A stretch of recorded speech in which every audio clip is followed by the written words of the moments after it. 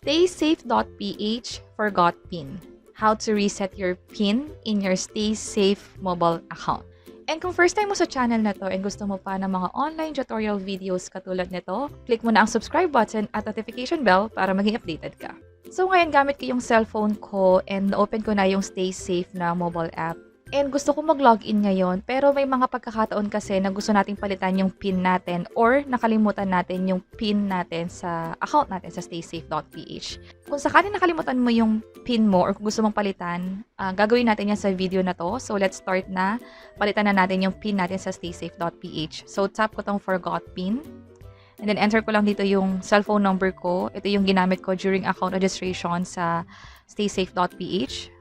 And enter ko na yung cellphone number dito. So, tap ko na yung next. And hintayin ko lang yung code na marireceive ko raw sa phone number ko.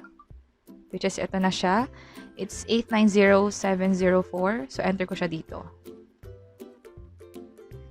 And ito na. So, inaasa tayong mag-enter ng bagong PIN. So, lagay ko lang dito yung bago kong PIN.